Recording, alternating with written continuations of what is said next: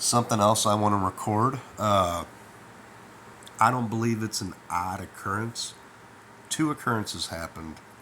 I shattered my pelvic bone years back. On the third day back from shattering my pelvic bone on my way home, on one of the side streets next to my house, some guy runs a stop sign, hits the front of my truck, and progresses into the truck as I drive by to where the front end finally ends up at the rear end. It knocks the rear end, leaf spring shocks right out of the truck, knocks me like 4 feet in the air. This is on the third day back from having the most extensive orthopedic surgery, even over double hip replacement. Guess who's the first person to pull up? The neighbor across the street, and I never see the dude anywhere. Okay, so let's go to another incident. I got rear-ended by some old man that worked a double at Children's Hospital. He fell asleep at the wheel. Every other day prior to that, the man that I worked with was in the vehicle with me and he was driving. He was the supervisor, I was the assistant. We were pulling into the subcontractor job off of Germania.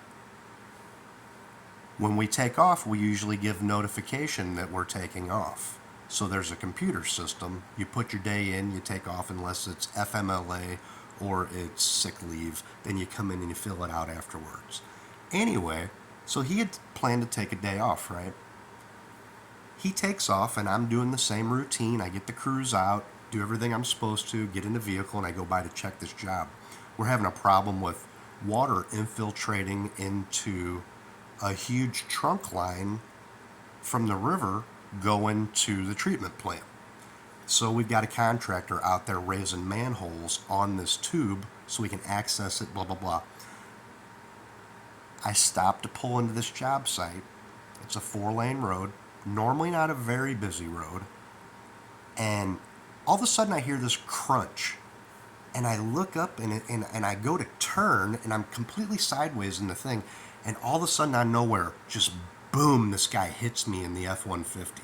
Shoots me across 2 lanes up into the, there's a house right there.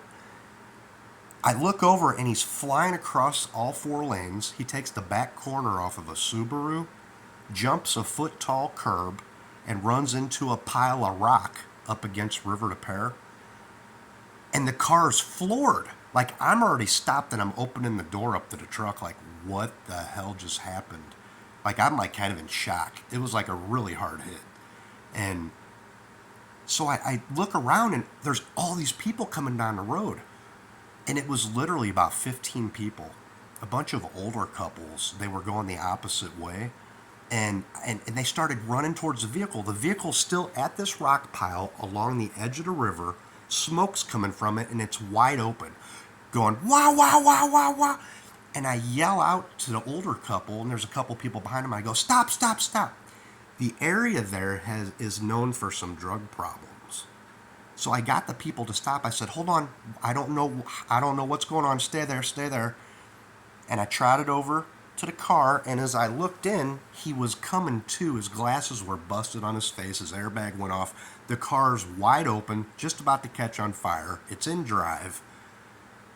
And I go, sir, you're in an accident. You're in an accident. Shut the engine off. Shut the engine off. He realizes what I'm saying. He shuts the engine off, and I get him out, right? Police department shows up, 3 fire trucks, 12 cop cars. They determine he worked a double at Children's Hospital. Well, here's the ironic part about all this. If I find out about it quite a bit later, that he lives about 500 to 600 feet, by the way the crow flies, from the people that the forensics expert caught in my daughter's computers and my computers, along with this other fellow. Geographically, they're all within about a half a mile of each other. So, on the day that my boss took off, I get rear-ended by a man that lives 550 feet away from this freeze cat, and then Tony is off the same day that I get hit. The same supervisor that told me that Dave McGrail was trying to hurt me. So I'm saying something's going on with these folks, you guys. Somebody needs to take note.